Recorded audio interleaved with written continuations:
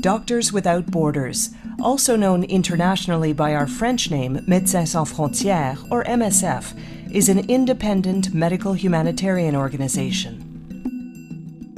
Founded in 1971, MSF won the Nobel Peace Prize in 1999. Today we have some 33,000 staff on the ground in roughly 70 countries.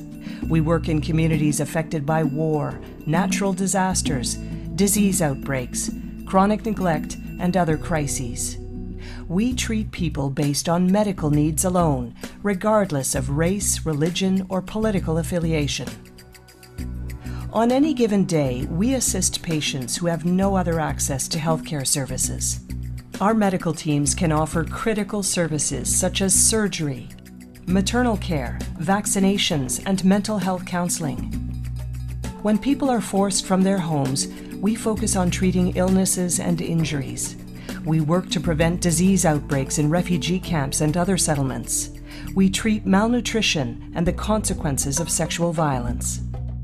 Our advocacy message is always the same. People at risk should be able to access health care, and medical workers, even in active conflict zones, must be able to provide it.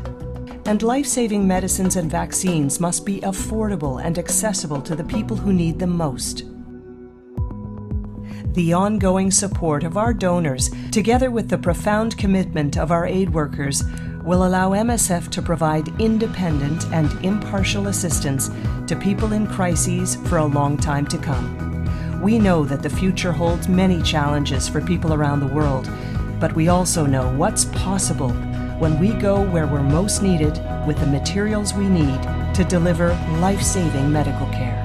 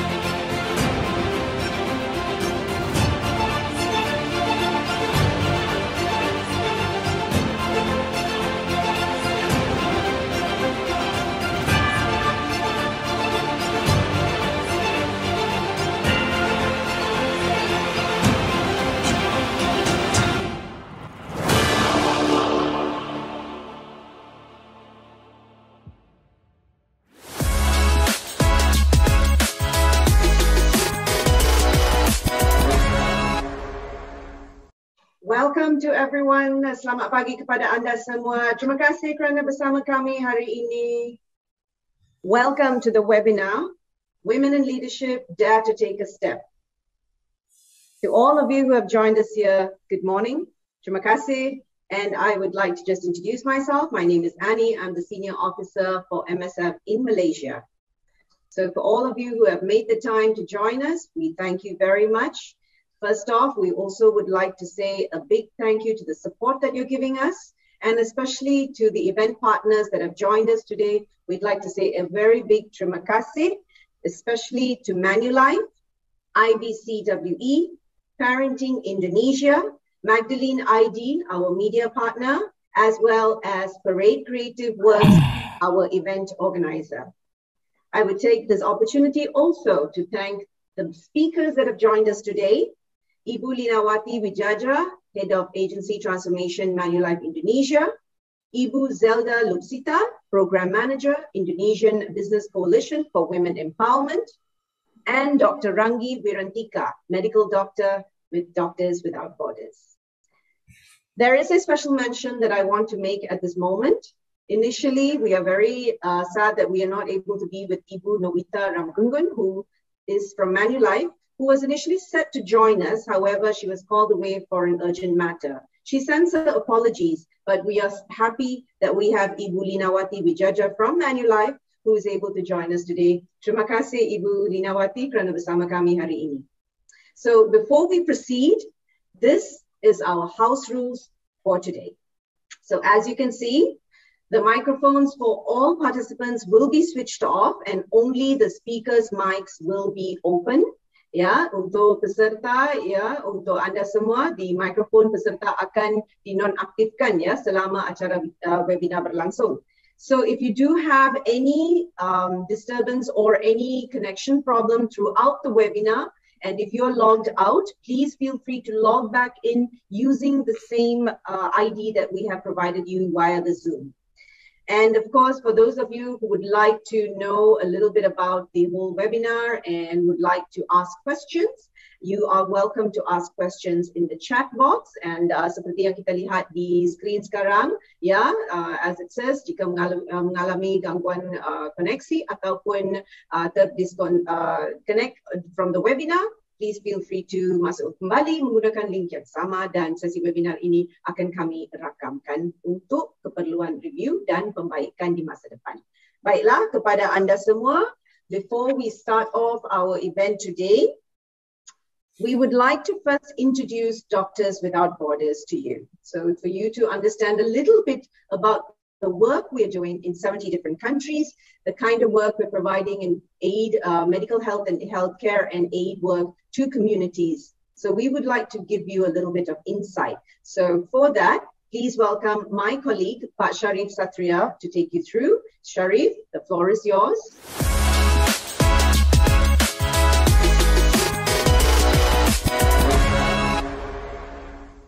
Terima kasih banyak, Eni. Nama saya Syarif, saya adalah Senior Officer Doctors Without Borders yang based di Indonesia. Sebelum kita mulai sesi webinar kali ini, saya ingin terlebih dahulu memperkenalkan sedikit mengenai organisasi kami, MSF atau Doctors Without Borders. So, saya rasa teman-teman juga sudah tidak sabar untuk berbagi dengan speakers atau narasumber yang sudah datang pada hari ini. Jadi saya tidak akan lama, saya hanya ingin memperkenalkan terkait organisasi kami kepada teman-teman sekalian secara singkat. MSF adalah singkatan dari Doctors Without Borders. Kami adalah organisasi kemanusiaan independen yang percaya bahwa setiap orang memiliki hak yang sama untuk mengakses perawatan kesehatan dan kebutuhan medis.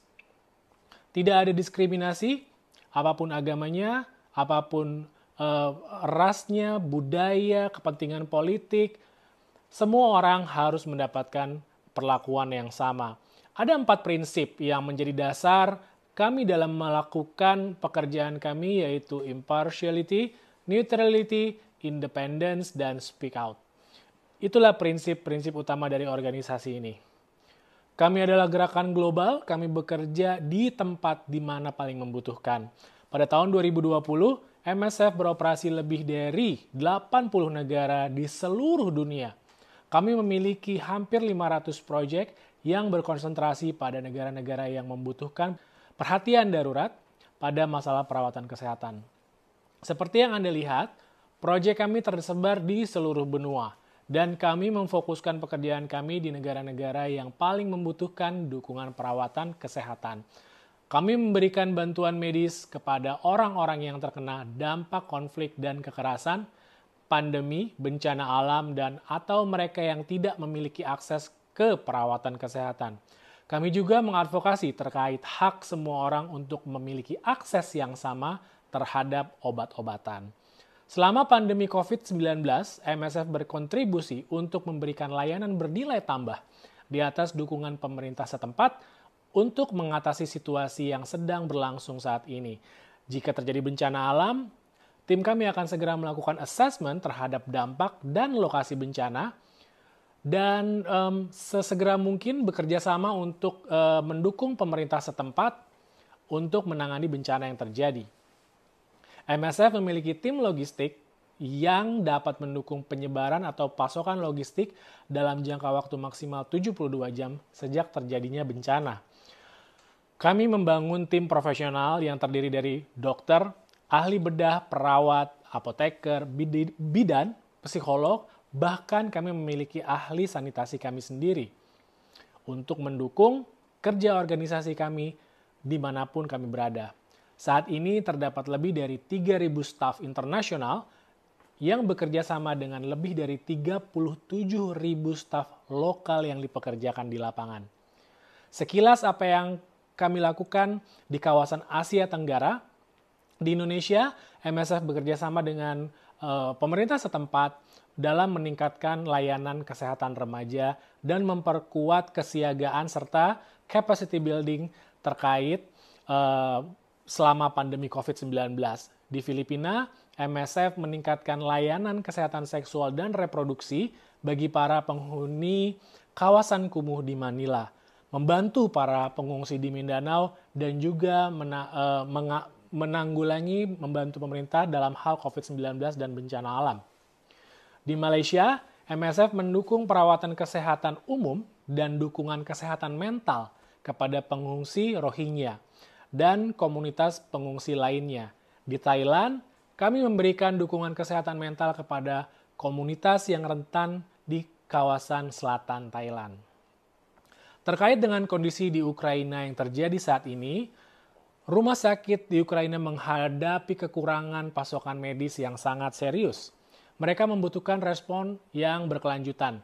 MSF berada di Ukraina untuk memberikan bantuan kemanusiaan medis kepada orang-orang yang terkena dampak perang. Sebenarnya kami telah menjalankan program tuberkulosis dan HIV di Ukraina, namun yang disayangkan adalah kegiatan ini harus terhenti sementara karena kami harus memprioritaskan untuk merespon krisis yang terjadi di Ukraina saat ini. Respon kami di sana termasuk memprovide staf medis, pengiriman kargo, telemedicine, stok logistik, penyediaan gudang persediaan, serta transportasi. Kami tetap melakukan asesmen lebih lanjut terkait kebutuhan lain yang dibutuhkan oleh mereka, termasuk kemungkinan untuk menjangkau kota-kota lain yang juga membutuhkan bantuan medis. Kami bekerja untuk mengintensifkan respon medis dan kemanusiaan yang cepat berdasarkan skala prioritas terbesar mana yang paling membutuhkan. Banyak sekali perempuan-perempuan yang telah bekerja di MSF dan memimpin proyek-proyek medis kami yang berada di seluruh dunia. Mereka harus mengatasi hambatan besar untuk mencapai posisi mereka sekarang. Mereka telah menghadapi banyak permasalahan stereotip gender, norma budaya yang membatasi ruang gerak mereka, mengalami kesulitan akses pendidikan, bahkan mereka dikucilkan di komunitas lokal saat berada di lapangan.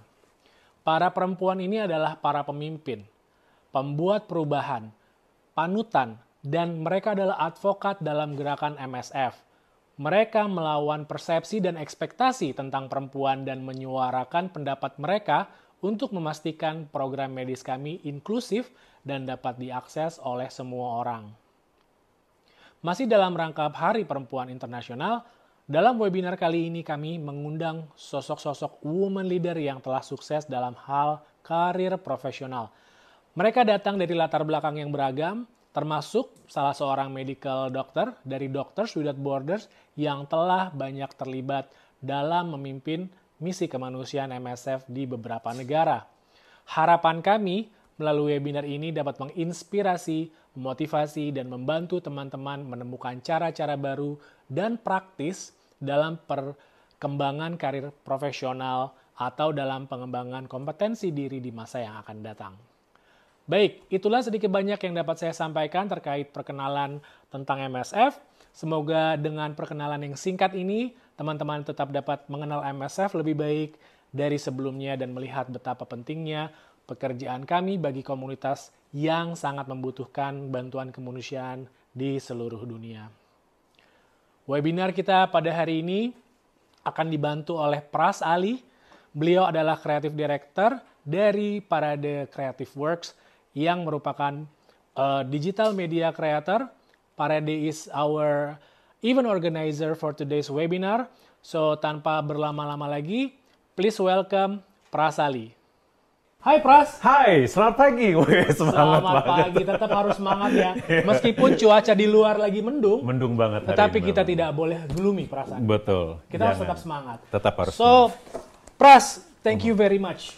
It's our pleasure. Thank you very much sudah dapat hadir dalam IWD webinar kami pada hari ini. We are very grateful to have you and the team.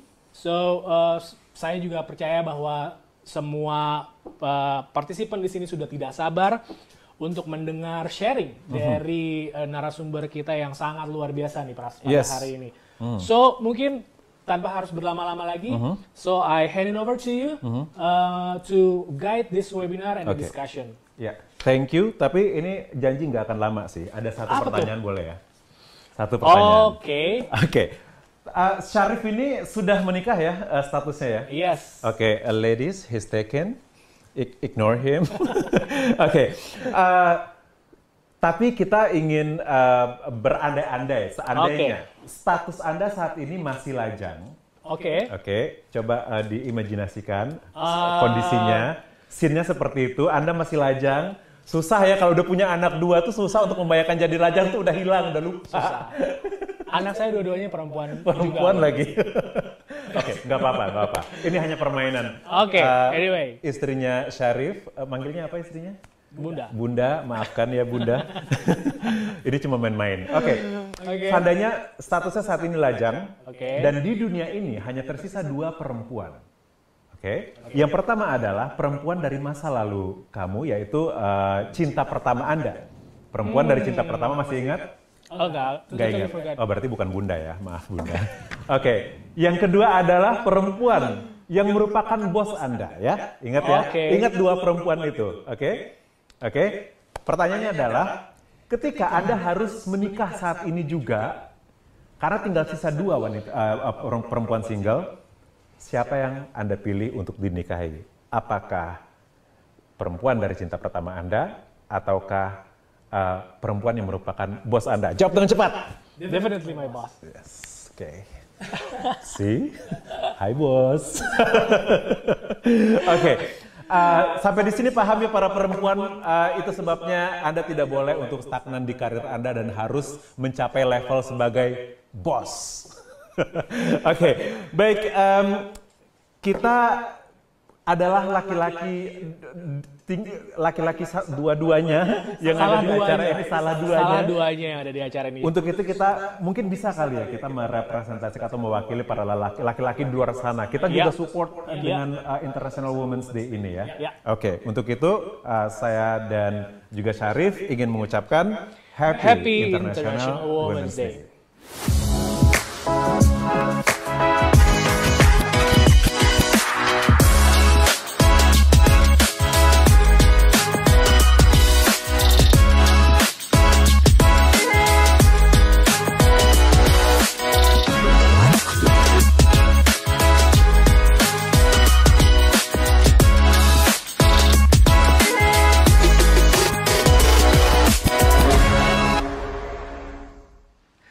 Halo, selamat pagi. Nama saya Prasali. Terima kasih MSF atau Doctors Without Borders sudah memberikan kesempatan ini untuk memoderasi diskusi panel hari ini dengan topik Women in Leadership, Dare to Take a Step.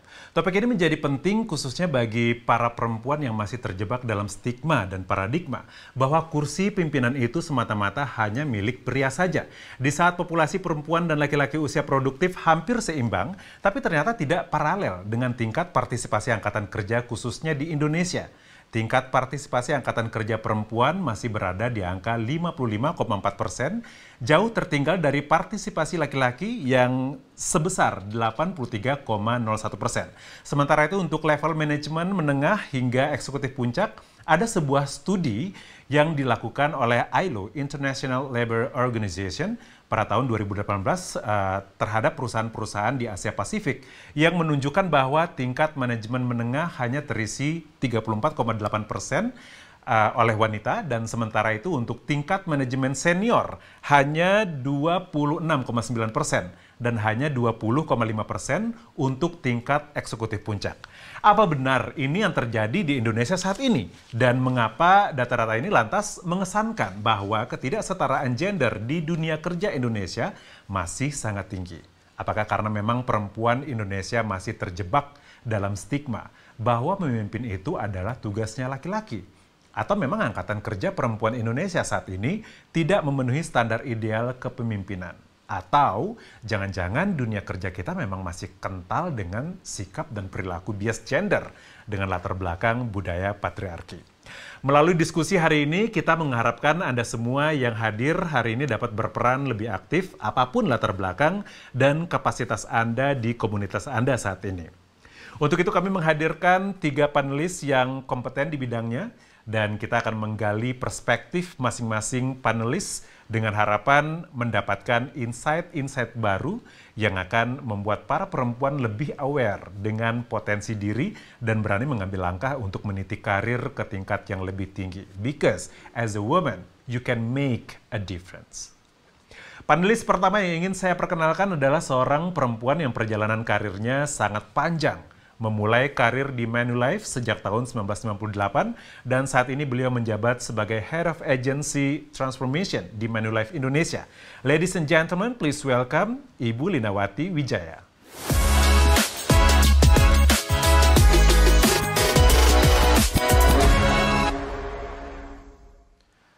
Berikutnya saya ingin memperkenalkan seorang perempuan yang punya pengalaman lebih dari 10 tahun di bidang consulting and human resources. Beliau juga bekerja sama dengan institusi pemerintahan dan swasta di bidang strategic management and organization development. Dan beliau bergabung dengan IBCW, Indonesia Business Coalition for Women Empowerment, sebagai program manager untuk mendukung anggota IBCW dalam menciptakan kesetaraan gender di perusahaan. Dan IBCW sendiri berkomitmen dan berkontribusi kepada pemberdayaan ekonomi perempuan. Ladies and gentlemen, please welcome Zelda Lupsita.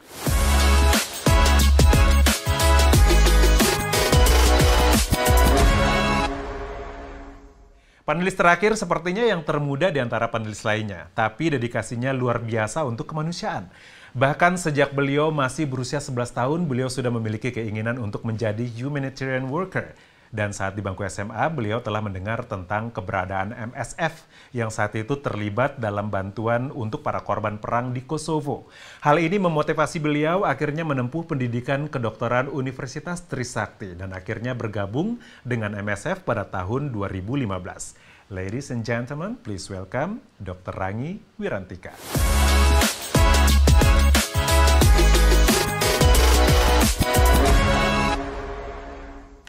Terima kasih para panelis yang sudah menyempatkan waktu untuk hadir di acara ini dan terima kasih kepada para partners yang sudah mendukung acara ini, Manulife Indonesia, IBCW, Parenting Indonesia, dan Magdalene Indonesia.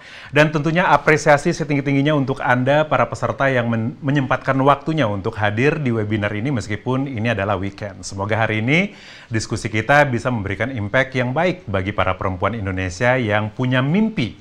Bicara soal mimpi dan karir, tentu kita ingin mencapai level terbaik dalam perjalanan karir kita. Dan mungkin salah satu bentuk pencapaian tersebut adalah menjadi leader dalam bidang yang kita geluti. Speaking of leadership, women in leadership. What does women in leadership means to you? Ibu Lina. Oke, terima kasih atas pertanyaannya. Pertama-tama saya ingin mengulas terlebih dahulu ya mengenai keistimewaan yang dimiliki oleh perempuan seperti misalnya kita punya ketelitian, kepekaan, dan kepedulian, serta nilai-nilai lainnya yang membedakan kita dengan laki-laki. Namun dengan demikian, dalam hal yang terkait dengan leadership atau kepemimpinan, setiap pimpinan seringkali dituntut untuk menitik beratkan yang terkait dengan logika. Karena terutama kita diminta untuk mencapai suatu solusi dari permasalahan-permasalahan yang ada, which is itu selalu ada ya yang dalam proses pengambilan keputusan. Oleh karena itu, saya percaya sih di era modern seperti ini sudah tidak ada batasan lagi nih yang baku mengenai porsi kepemimpinan yang terkait dengan gender. Jadi laki-laki dan wanita itu semua sama gitu. Jadi kita di era modern seperti ini tuh udah nggak ada lagi tuh batasan. Contohnya di Manulife sendiri saat ini sebagian besar porsi eksekutif committee ditempati oleh female leaders dan saat ini tuh sudah lebih dari 50% karyawannya Manulife di Indonesia adalah para perempuan. Dan ini tentunya membuktikan bahwa hadirnya perempuan dalam kepemimpinan semakin beragam Beda dengan periode yang sebelumnya ya. Periode sebelumnya tuh kayak susah gitu untuk menjadi pemimpin wanita. Dan saya tuh sangat bangga gitu, terutama ya dengan Manulife ya, bahwa saat ini tuh kesempatan buat kita untuk menjadi pemimpin tuh udah sangat terbuka. Wanita itu bisa berkarya dan kita diberi kebebasan, kesempatan untuk menciptakan kontribusi, untuk mencetak prestasi-prestasi yang lebih banyak lagi di perusahaan tanpa membedakan adanya gender. Apakah ini laki-laki, porsi ini harus laki-laki, porsi ini wanita, itu udah nggak ada gitu. Jadi kesempatan tuh sekarang sangat-sangat terbuka gitu untuk wanita. Oke, berarti di Manulife nggak ada gender issue, itu nggak ada ya? Nggak ada. Tadi Bu Lina sempat mengatakan bahwa saat ini tidak ada batasan yang baku mengenai porsi kepemimpinan yang terkait dengan gender. Mbak Zelda, bicara mengenai porsi kepemimpinan, apa benar sudah tidak ada batasan sama sekali? Atau ada nggak sih kursi-kursi tertentu yang mau tidak mau tetap dikotak-kotakan? Misalnya bidang ini supposed to be led by men and yang ini supposed to be led by women. Kalau menurut saya sebenarnya kan ya kalau dengan laki-laki dengan perempuan, kita kan sebenarnya kan berpartner ya, baik di tempat kerja maupun di rumah tangga gitu ya. Kalau menurut saya sendiri sebenarnya kita bisa mengambil porsi yang seimbang tentunya. Nah, nanti porsinya yang mana-mana aja itu dikembalikan lagi ke komunikasinya, terlebih kalau di rumah tangga gitu misalnya ya, kan bukan berarti kalau misalnya sampai di rumah terus nanti suaminya itu tidak own the responsibilities gitu ya, apalagi kalau misalnya udah punya anak, apakah anaknya hanya anak ibunya kan, nggak juga ya, pasti kan ada bapaknya juga di situ ya. Nah, jangan sampai dipanggil om gitu ya. Nah itu jadi kerjasamanya itu sebetulnya yang penting. Begitu juga kalau di tempat kerja gitu. Tempat kerja kan mungkin akan lebih struktural ya, karena akan ada divisi-divisi departemen, kemudian ada job desk-nya masing-masing gitu ya. Nah, tapi bagaimana supaya nanti sebagai organisasi itu bisa align dan kerja bersama-sama gitu, tidak silo, apalagi hanya karena gendernya berbeda. Kalau dalam rumah tangga sebenarnya predikat kepala rumah tangga itu sah-sah aja nggak sih diberikan kepada perempuan? Ya, kalau sekarang kan apalagi kalau di Indonesia juga kita sudah banyak juga yang single parent family ya, dimana memang kalau secara undang-undang itu memang saat ini juga masih agak ini juga sih agak rancu jadinya ya, karena di dalam undang-undang perkawinan itu yang menjadi kepala keluarga adalah suami atau laki-laki gitu. Sedangkan sekarang dan undang-undang perkawinan itu kan sudah dari tahun 1970-an kalau nggak salah ya. Tapi kan sekarang dengan berjalannya waktu ternyata banyak yang menjadi single parent family, apapun alasannya gitu ya. Nah ini kadang-kadang juga yang kemudian menjadi tidak terlihat bahwa perempuannya itu juga sebenarnya sekarang menjadi kepala keluarganya. Dr. Rangi, Anda sebagai field worker di MSF itu kan banyak bekerja sama dengan para laki-laki di lapangan. Did you experience any issues terkait dengan gender ini, ada nggak sih? Kalau untuk di MSF sendiri sih enggak ya.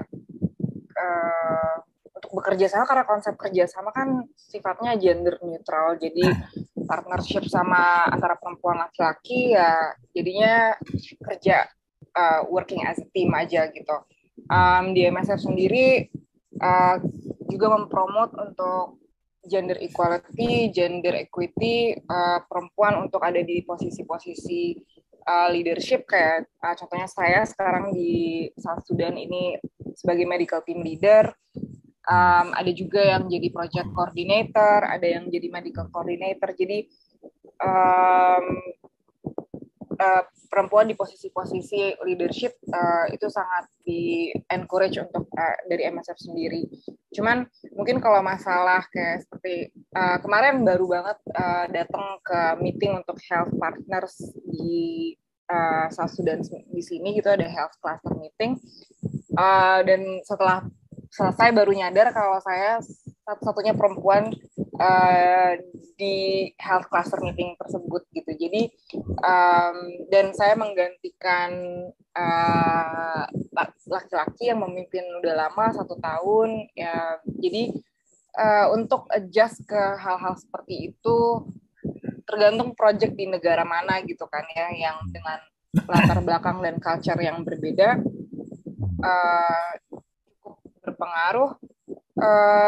Tapi ya kalau kayak untuk ada di sini gitu membuktikan juga kalau misalnya nggak, perempuan bisa datang kok ke tempat seperti South Sudan, kita bisa ada di sini walaupun panas banget, nggak ada istilahnya nggak dengan basic livelihood, terus nggak ada skincare ya kalau di Jakarta kayak tadi kata Pras gitu kan. Jadi ya gitu, kurang lebih seperti itu. Terima kasih Dr. Renggi. Sebelum kita lanjut ke pertanyaan berikutnya, saya ingin mengajak para peserta webinar untuk mengikuti polling yang terkait dengan poin diskusi kita berikutnya. Polling pertama, menurut Anda, apakah kebanyakan perempuan saat ini sudah berani mengambil keputusan penting dalam kehidupannya? Let's say dalam hal karir, rumah tangga, atau personal decision. Silakan klik ya jika Anda pikir bahwa perempuan Indonesia sudah berani untuk mengambil keputusan sendiri, dan klik tidak jika menurut Anda belum. Baik, kita akan langsung lihat hasil pollingnya. Ini dia hasilnya, yang menjawab ya sebanyak 72% dan yang menjawab tidak sebanyak 28%. Ternyata memang saat ini mayoritas perempuan Indonesia sudah berani mengambil keputusan penting ya. Oke. Baik, satu pertanyaan lagi di polling ini yang ingin saya sampaikan. Apakah Anda pernah mengambil keputusan yang penting atau signifikan selama hidup Anda yang berhubungan dengan hal tersebut? Tadi kan di polling pertama mengenai sudah berani apa belum. Dan yang sekarang, Anda sendiri apakah pernah mengambil keputusan yang penting atau signifikan dalam hidup Anda? Silakan diklik ya jika pernah dan tidak jika Anda belum pernah mengambil keputusan penting dalam hidup Anda. Baik, ini dia hasilnya. Yang menjawab ya sebanyak 93% dan yang menjawab tidak hanya 7%. Baik, terima kasih atas partisipasi Anda dalam polling ini, dan ini akan menjembatani kita ke pertanyaan selanjutnya di diskusi ini. Decision making. Bicara soal decision making in this pandemic, perempuan juga mengalami dampak di bidang kesehatan, sosial, dan ekonomi. Keputusan sulit perlu dibuat dan wanita dituntut untuk resilient. Ibu Lina, how did you manage this? Apa formula Anda untuk memastikan bahwa Anda dapat membuat keputusan yang tepat? Ya, terima kasih Pras atas pertanyaannya. Memang saat ini, terutama pandemi ini adalah memberikan tantangan tersendiri ya buat kita, terutama tuh untuk wanita, apalagi yang moms saat ini, di mana harus tetap bekerja, tapi juga harus take care anak-anaknya yang masih kecil, terus anaknya juga terutama yang masih anak-anak masih balita, di mana mereka semestinya bisa bersekolah, tapi sekolahnya juga sekarang harus online, jadi mereka harus take care juga. Itu ya merupakan tantangan yang gimana gitu untuk wanita-wanita kita gitu ya. Dan ini juga dari tercermin dari hasil Manulife Asia Care gitu ya, kita baru-baru ini meluncurkan hasil survei gitu di bulan Februari yang menyebutkan bahwa 32% wanita single tuh mengalami depresi, terutama yang sebagai isu kesehatan saat ini gitu. Namun dengan hasil survei itu, jadi kita melihat bahwa tingginya minat masyarakat nih untuk hidup sehat. Mungkin Pras bisa lihat ya, sekarang tuh makanan sehat tuh udah sangat diminati gitu ya. Dan juga selain hidup sehat juga menata gimana nih kita menata keuangan, di mana kita harus lebih banyak saving, apalagi situasinya kita mengalami ketidakjelasan gitu. Dan mengenai dampak dari situasi di bidang kesehatan, ekonomi, sosial, tentunya kita perlu menelaah apa sih yang bisa kita kontrol dan mana yang kita tidak bisa kontrol. Dan tentunya yang kita fokuskan adalah apa yang kita bisa kontrol nih dalam situasi seperti ini. Dan banyak formula, banyak hal yang mengenai pengelolaan, tapi ujung-ujungnya itu adalah kembali ke diri kita sendiri. Gimana sih kita bisa mengendalikan diri, terus mekanismenya tuh, pengelolaannya tuh bagaimana nih cara kita memberikan keputusan, dan tentunya ini juga berpengaruh ya bagaimana dulunya kita dididik, bagaimana kita tumbuh dan berkembang di masa seperti ini, dan tentunya ini juga menjadi pengalaman yang berharga ya, karena cara kita bertumbuh dahulu dengan sekarang, terutama anak-anak kita yang sekarang juga berbeda, apalagi situasinya sedang pandemi seperti ini ya. Dan tentunya dengan seperti itu ya kita harus memastikan bahwa keputusan tuh kita lakukan dengan tepat dan objektifnya tuh apa gitu, seperti itu. Oke, berarti background dan cara kita tumbuh akan mempengaruhi cara kita mengambil keputusan sebagai perempuan. Begitu Bu Lina? Oke. Since we can change the past, but we can plan the better future. Saya ingin bertanya kepada Mbak Zelda, despite everything in the background, formula apa yang bisa diterapkan oleh perempuan agar bisa menjadi seorang pengambil keputusan yang baik?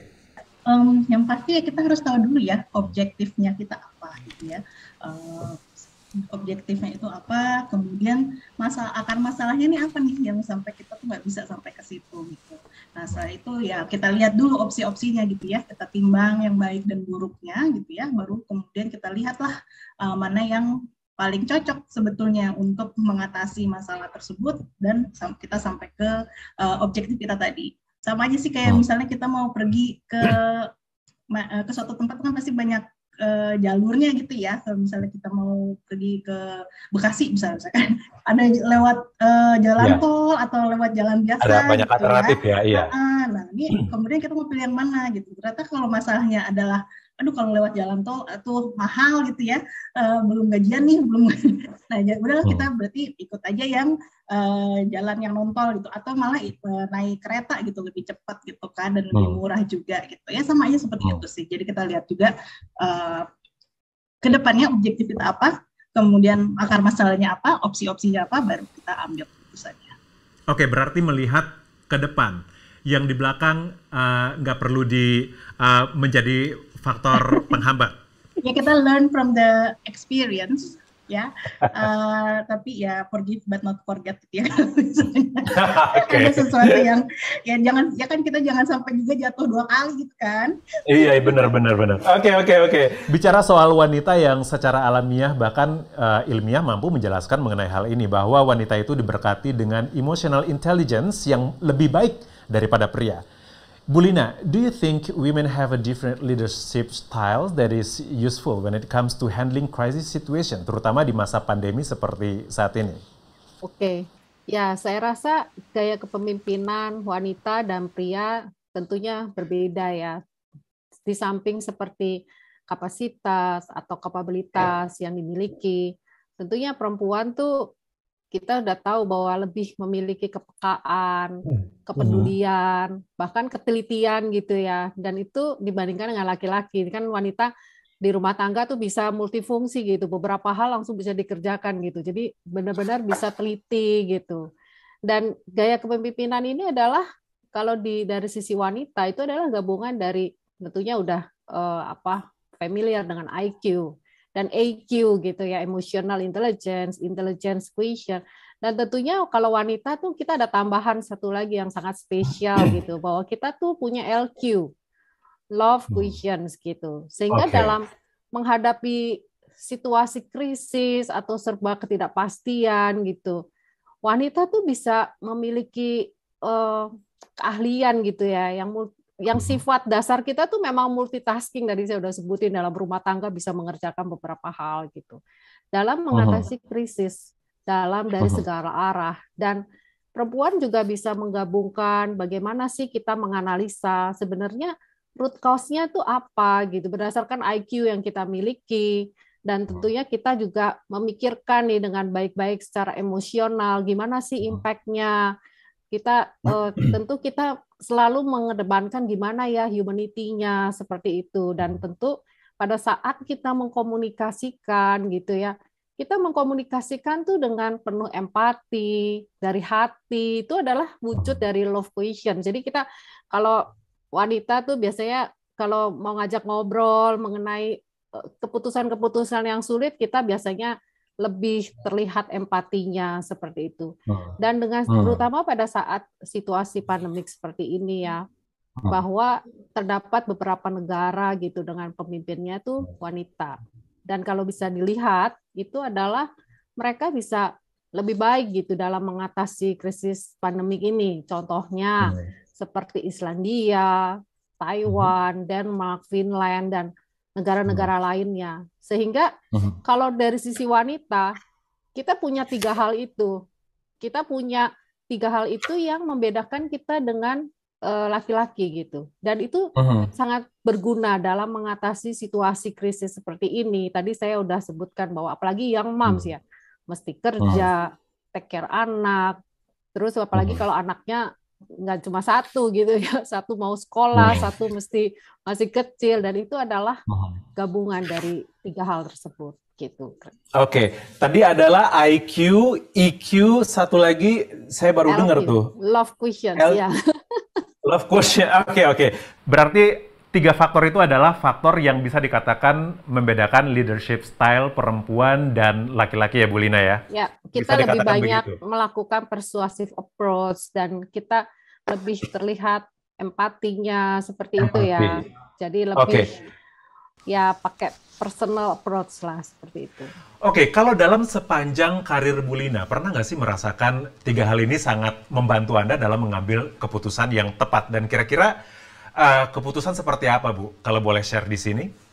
Iya, mungkin karena dalam hal ini adalah saya lebih menitik beratkan dari sisi leadership gitu ya, dan kita benar-benar pengen wanita itu menjadi good leaders gitu. Dan yang saya mau share tuh lebih kepada gimana sih kita sehari-hari menghadapi dalam tim gitu, tim members, terutama pada saat apabila tim members kita ada yang masih ada kesulitan atau sedang sakit. Itu adalah decision dari leaders itu. Gimana kita tetap menunjukkan empati, kita tetap mendukung dia sepenuh hati, dan kita willing untuk nge-backup dia gitu. Backup dalam hal ini dari sisi adalah baik dari sisi emosional maupun dari sisi pekerjaan gitu. Dan itu saya lihat hal-hal seperti itu tuh suatu keputusan yang memang dalam sehari-hari itu perlu kita lakukan. Seorang perempuan memang diberkati dengan empati yang tinggi, dan 3 hal yang disebutkan Bu Lina tadi membedakan kepemimpinan perempuan dan laki-laki. Gitu kali ya? Dan mungkin untuk yang di luar sana ada para business owner yang kebetulan laki-laki yang menyaksikan acara ini bersama partnernya. Perbanyaklah pemimpin perempuan di perusahaan Anda, gitu ya Bu ya? Betul. Oke, bicara soal empati, Dr. Rangi, pekerjaan Anda ini kan bisa dibilang modal besarnya salah satunya adalah empati juga. Nah, saat Anda bekerja di lapangan, Anda banyak bertemu dengan perempuan-perempuan di negara konflik dengan banyak baggage yang mereka pikul. Apa bentuk support Anda kepada para perempuan ini untuk tetap kuat dan tabah menghadapi situasi di negara mereka? Saya sejauh ini bekerja di tempat-tempat yang sangat sulit buat kebanyakan perempuan, pasti refugee camp, natural disaster gitu kan, konflik area gitu. Jadi dan MSF juga mempekerjakan, karena kita sifatnya netral, kita mempekerjakan staff kita dari pihak manapun gitu kan. Jadi kita contohnya waktu saya di Bangladesh juga kita bekerja sama volunteer gitu, sama refugee gitu. Jadi mungkin sebaliknya justru bukan saya yang memberikan support, tapi mereka tuh dengan kekuatan mereka menghadapi apa yang mereka lewati. Contohnya waktu saya pernah di Yaman pas ketika perang masih aktif gitu ya. Dan di situ di rumah sakit punya MSF, Mother and Children Hospital itu staffnya semuanya perempuan karena Muslim country, jadi kalau perempuan ditangani perempuan gitu-gitu. Dan itu mereka seumuran sama saya, jadi kekhawatirannya sama gitu, kayak abis kalau udah jadi dokter, ada yang lagi masih sekolah gitu kan, kalau udah jadi dokter nanti mau ngapain ya, mau nikah, apa mau sekolah lagi ya, apa mau ngambil spesialis ya gitu kan. Jadi mereka padahal ada di tempat yang sangat sulit, yang setiap hari mendengarkan airstrike, bisa kena stray bullet kapan aja gitu, tapi mereka justru tetap datang ke rumah sakit, tetap bekerja untuk pasien gitu. Jadi buat saya sih Terus baliknya justru mereka memberikan support. Jadi kalau untuk di hari-hari yang berat gitu untuk saya jalani, ingat ke perempuan-perempuan yang saya pernah temui di tempat di medan perang, di refugee camp gitu, dan kekuatan yang mereka berikan. Dunia yang Anda pilih saat ini kan bisa dikatakan berisiko tinggi. Back in the day when you decided to get involved dengan misi MSF, apa yang melatar belakangi Anda untuk terjun ke dunia ini? Sementara perempuan seusia Anda sibuk dengan drakor dan skincare, Anda malah pergi ke tempat konflik. What made you do this? First of all, tapi saya juga suka drakor juga sih sama skincare kalau bisa ya kan. Tapi kalau di sini kan nggak bisa. Cuman gitu kalau terus motivasi pertama kenapa enggak sih pertanyaannya gitu. Mungkin ya oke, tadi seperti yang pernah ceritain di awal, terinspirasi dari perang Kosovo, terus ngelihat orang-orang yang pada saat itu di zaman dulu kan TVRI ya, sosial medianya gitu kan. Jadi melihat mereka jalan gitu kan dari sampai seperti sekarang gini di Ukraine gitu kan. Jadi perempuan-perempuan ini, anak-anak ini, ibu-ibu ini yang udah lanjut usia ini yang nolong tuh siapa gitu. Jadi pada saat itu aku pikir kayaknya yang bisa menghentikan perang itu ini kali ya, kayak badan dunia apa gitu ya, yang kayak United Nation or something gitu kan. Saat itu ya. Saat itu gitu kan. Terus ya makin lama makin dewasa gitu pas SMA, mengenal Doctors Without Borders, dokter-dokter yang ini nih waktu itu zaman tsunami ya, tsunami Aceh. Terus dokter-dokter yang datang ke Aceh pakai motor bawa obat-obatan gitu.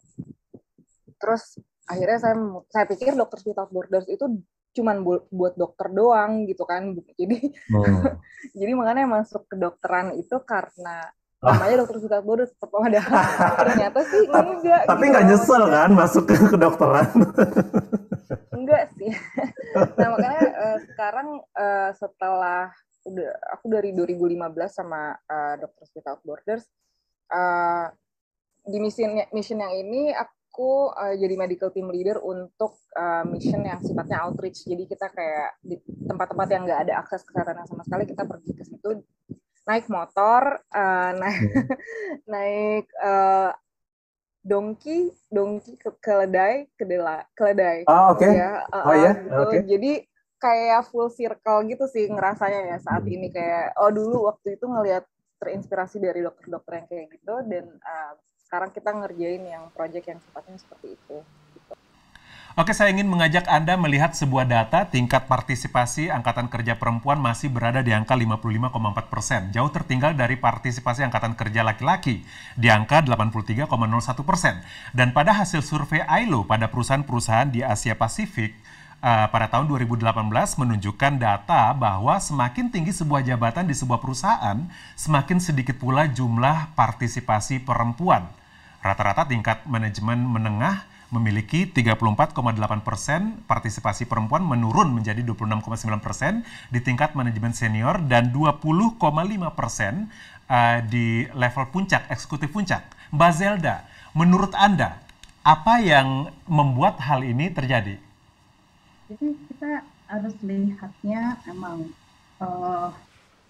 holistik ya, maksudnya challenges yang memang dihadapi oleh perempuan ini kan juga bukan cuma dari luarnya, dari eksternal gitu ya, mungkin dari sisi opportunity, tapi juga dari norma-norma sosialnya kita juga gitu.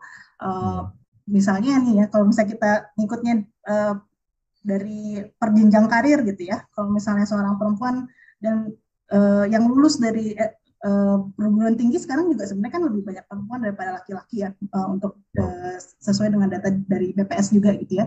Tapi kemudian kita lihat tadi ya, tingkat partisipasi angkatan kerjanya langsung gitu kan, langsung iya. Kemana ini orang-orangnya? 20% gitu kan, where is women gitu kan. Nah, itu kan ternyata pada saat mau masuk ke dunia kerja gitu, apa sih pertama perempuan yang baru, oke deh, kalau perempuan baru lulus dari kuliah aja gitu ya, apa sih pertanyaan-pertanyaan yang keluar dan sering keluar tuh apa? Jadi kapan nih nikahnya? Ya, Apa nih? calonnya Iya. mana nih? Belum Iya. kok belum dikenal gitu ya. Standar template Lebaran tuh sama Natal. Iya, terus nanti, aduh biological clock kamu lah, ini kok ada TikTok kayak dengar suara jam siapa ya? Oh, biological clock kamu ya gitu. Kan bercanda-bercanda yang mesti kayak gitu kan. Nah, terus kemudian juga jadi ada ekspektasi itu gitu ya untuk perempuan menikah dulu gitu daripada dia kemudian masuk ke dunia kerja. Nah, kemudian bagi para perempuan yang kemudian udah masuk ke dunia kerja, begitu mereka sampai ke middle management gitu tadi ya, di mana itu juga ada gapnya ya, gap managerial level itu juga saat ini gender gapnya sekitar 30% juga. Nah, biasanya yang middle management ini kan juga kan mereka memang yang kemudian sudah menikah dan memiliki anak gitu ya. Nah, challenge-nya tentu di situ mereka punya yang tadi disebutkan double burden ya. Double burden itu adalah ketika mereka harus juggling atau nge-balance antara responsibility dia di kantor dan juga yang di rumah gitu. Ya, nah kemudian selain itu dia juga ada anggapan bahwa wah udah mentok nih gitu ya, ada glass ceiling-nya gitu seakan-akan. Dengan anggapan bahwa kalau perempuan udah punya anak itu pasti nanti kerjanya nggak fokus lah gitu, dia pasti akan menomorsatukan keluarga bukan pekerjaan gitu ya. Nah, stigma-stigma yang kayak ini lah kemudian habis itu menyebabkan adanya glass ceiling itu gitu. Kemudian bagi mereka yang kemudian bisa mendobrak glass ceiling tersebut pun sampai ke puncaknya itu juga masih ada challenges ya nih Mas Pras. Iya, apa tuh boleh di-share? Nah, seperti kan, apa? Ya, leadership itu kan masih banyak dikaitkannya dengan sifat-sifat yang berhubungan sama laki-laki ya. Maksudnya, kalau jadi leader tuh harus berani ambil keputusan, harus cepat gitu misalnya. Contohnya salah satunya itu. Sedangkan kalau perempuan itu kan tadi sempat disampaikan juga ya sama Ibu Lina gitu, lebih teliti gitu dalam mengambil keputusan juga kadang seperti itu gitu. Perempuan biasanya lebih nimbang dulu nih gitu ya. Kalau aku ngambil yang seperti ini nih nanti gimana gitu. Nanti impact-nya bukan cuma ngelihat impact secara finansial mungkin, tapi mungkin juga lihat ke timnya gimana gitu ya. Jadi personalnya juga dilihat gitu ya, hubungannya. Nah, itu mungkin akan mengambil waktu dan kemudian jadinya tidak sesuai dengan harapan orang-orang akan seorang leader yang harus mengambil keputusan secara cepat gitu. Jadi kemudian dia dilihat bahwa dia menjadi seorang leader yang tidak baik gitu ya, ada ikatan ganda di situ gitu. Tapi kemudian ada perempuan-perempuan yang dia berani mengambil keputusan gitu ya. Nah, ini kemudian tidak sesuai juga sama harapan orang-orang akan perempuan yang harusnya tuh nurturing, ya kan, sabar gitu ya. Tapi kok tiba-tiba dia mengambil keputusan untuk nggak lanjutin kontrak timnya sih, misalnya gitu. Nggak punya hati banget gitu kan. Gitu ya. Tapi padahal mana nih? Iya, padahal kan yang tiga faktor yang tadi disebut Bu Lina itu mana gitu, kok begini gitu ya. Iya gitu, jadi habis itu padahal kan untuk menjadi pada saat menjadi pemimpinnya pasti keputusannya kadang-kadang juga nggak populis gitu ya, tapi memang harus diambil bila memang itu adalah sesuatu yang tepat bagi perusahaannya gitu.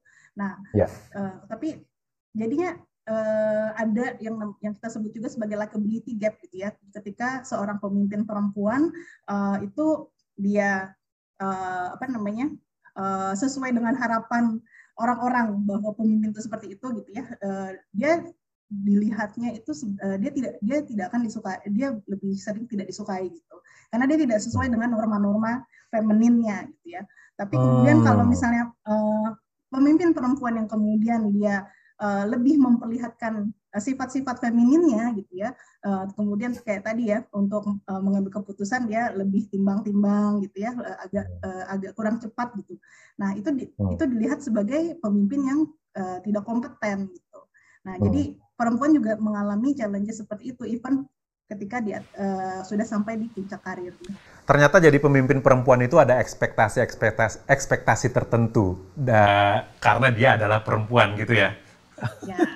Ibu Lina, kalau menurut Anda sebenarnya tantangan yang dihadapi oleh perempuan, seorang pemimpin perempuan saat ini itu seperti apa sih, Bu? Ya, mungkin saya tadi setuju dengan Zelda ya, bahwa ini tuh kita kadang tuh melihat kita tuh kayak ada glass ceiling-nya gitu, which is kita tuh tantangan terbesar tuh sebenarnya diri kita sendiri. Dan saya tuh punya beberapa teman gitu ya, pada saat awal kita sama-sama berkarir dan dia juga termasuk yang smart gitu, tapi pada satu titik dia memutuskan untuk udah karir saya sampai di sini gitu, karena faktor-faktor pribadi dari diri dia sendiri gitu, seperti ketakutan untuk sukses, terus kadang cemas sendiri, padahal itu adalah sesuatu yang tidak perlu dicemaskan gitu ya. Dan kadang tuh ada beberapa hal, memang sih tadi kan kita wanita harus multifungsi gitu ya, harus rumah tangga, karir, dan juga ada saat-saat tertentu yang kita mesti handle. Di satu waktu tuh harus memutuskan banyak hal kayak begitu.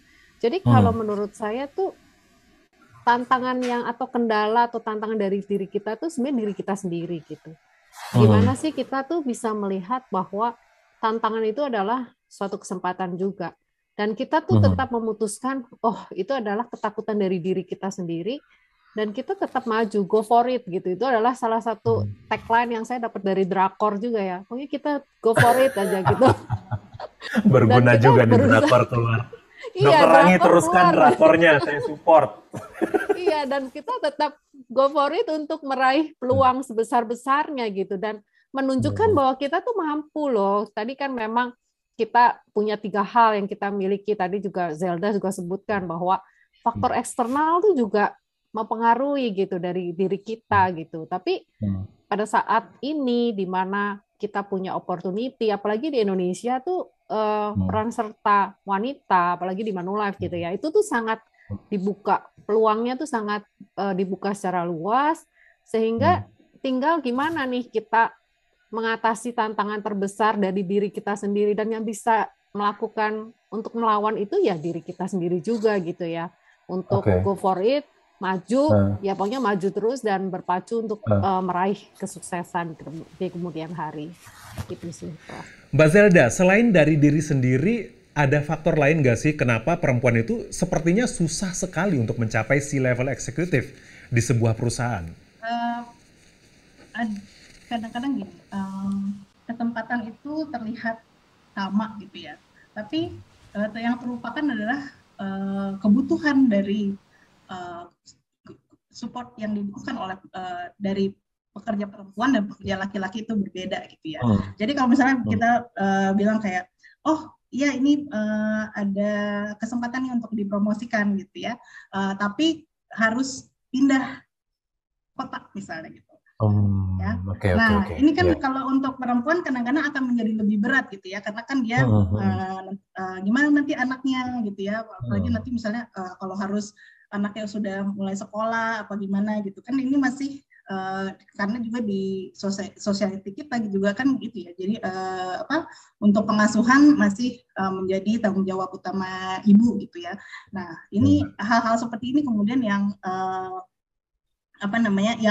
perlu dilihat juga gitu ya, apakah bisa perusahaan juga membuat sebuah jalur karir yang lebih fleksibel gitu.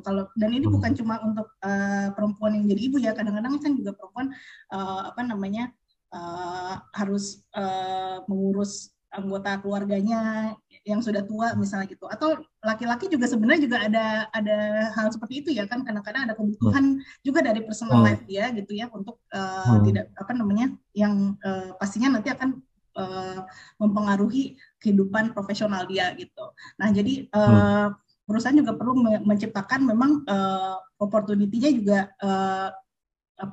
yang setara gitu ya, untuk development program misalnya juga gitu ya. Kalau misalnya banyak dulu lah sebelum waktu pandemi gitu ya, itu kan banyak dilakukan development program atau training tuh yang di luar kantor, misalnya harus pergi seminggu gitu ya, ke suatu tempat gitu, dikurung di situ untuk belajar gitu. Nah ini kan juga kemudian menjadi ini ya, apa namanya, buat perempuan yang punya anak kecil gitu, itu kadang-kadang kan juga menjadi PR juga gitu. Kalau dibawa anaknya dibawa juga nanti dia juga aduh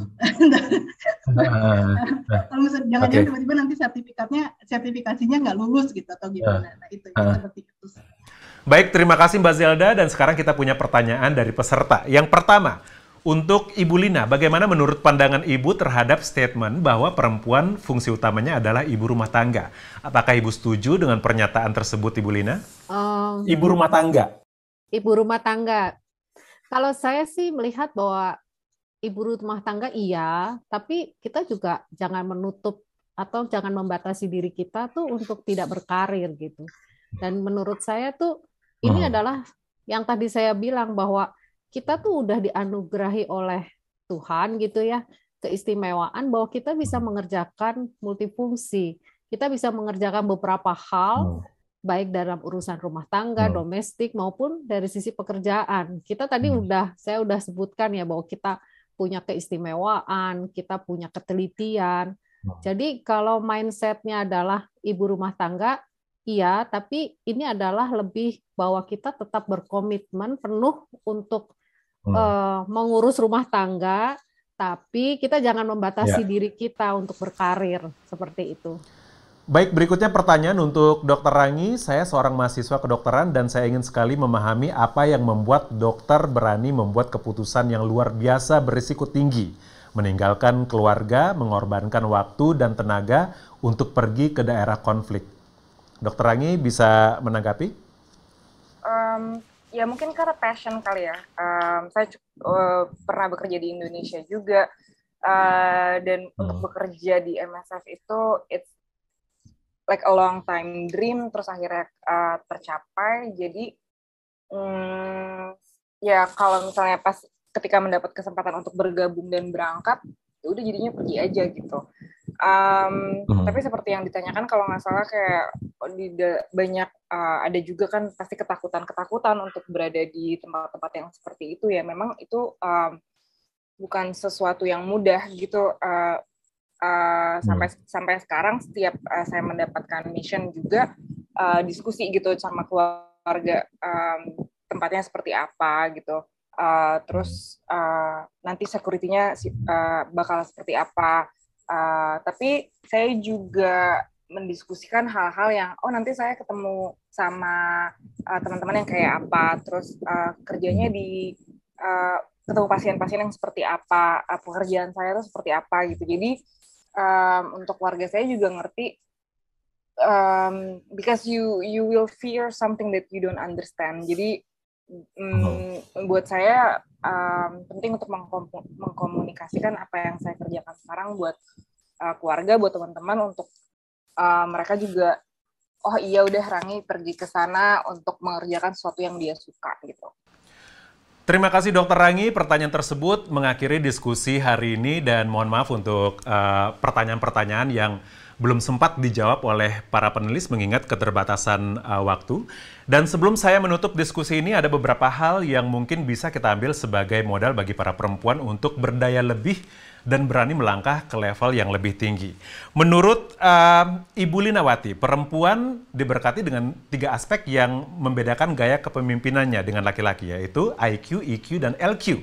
Mbak Zelda, dalam menentukan formula untuk menjadi seorang leader yang membuat keputusan yang tepat, itu perlu mengidentifikasi akar masalah, pelajari opsi-opsinya, timbang baik buruknya, evaluasi mana opsi yang paling sesuai untuk setiap masalah dan fokus kepada objektif ke depannya. Dan menurut Dr. Rangi, people are often afraid of things that they don't understand. Jadi kalau kita bisa mengedukasi diri sendiri dan support system kita, maka itu akan mempermudah kita untuk mencapai tujuan. Terima kasih para panelis untuk insight-insight, inspirasi, dan juga motivasinya bagi perempuan Indonesia. Dan terima kasih kepada para partner yang mendukung acara ini, Manulife Indonesia, IBCW, Parenting Indonesia, dan Magdalene Indonesia. Terima kasih atas support luar biasanya hingga webinar ini dapat berlangsung. Terima kasih untuk para peserta yang telah hadir. Semoga diskusi kita hari ini dapat memberikan impact yang berguna untuk Anda, baik secara personal maupun profesional. And last but not least, I thank you so much, Doctors Without Borders, for this opportunity to let me lead this panel. And I apologize if I did any mistaken during this program. I apologize. And now, let's get back to Annie. Annie. Thank you very much, Pras. It was a lovely conversation. Terima kasih banyak-banyak. I think that was a wonderful conversation with our speakers. I'd like to mention a very special thank you to our 3 speakers who have joined us, who have shared thoughts with us, who are able to talk to us about what their opinions were when it comes to women in leadership. So kepada Ibu Linawati Wijaja, Ibu Zelda Lupsita, dan juga Dr. Ranggi all the way from Sudan, thank you. Terima kasih banyak-banyak kerana bersama kami untuk hari ini. Sharif, are you with me right now? Terima kasih banyak kepada Ibu Lina, sekali lagi Mbak Zelda dan Dr. Ranggi. Saya mau mengucapkan terima kasih yang sebanyak-banyaknya juga kepada event partner kami, Manulife Indonesia, lalu IBCW, lalu Parenting Indonesia, serta Magdalene Indonesia. We are very grateful to have all of you to support us, and also to para di Indonesia. Kami mohon maaf jika banyak kekurangan yang terjadi pada event hari ini, so we are apologize for that. Tapi kami yakin bahwa itu tidak mengurangi sama sekali manfaat atau konten yang kita sampaikan, diskusi yang kita sampaikan pada hari ini tentunya masih bermanfaat untuk khususnya untuk para peserta yang sudah bergabung dengan kami pada hari ini. So, thank you very much. Oke, untuk itu mari kita lakukan foto bersama sebelum kita akhiri sesi ini. Can we get Wendy in the picture? Wendy, would you be able to turn on your camera and join us, please? We just want to do a very quick photograph, so let's get everyone smiling. Big smile. 3, 2.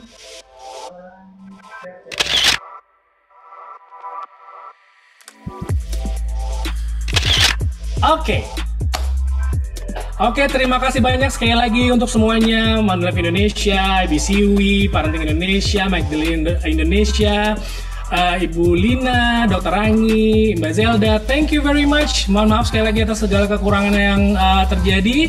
So, see you di kesempatan yang lain. So, thank you from Doctors Without Borders.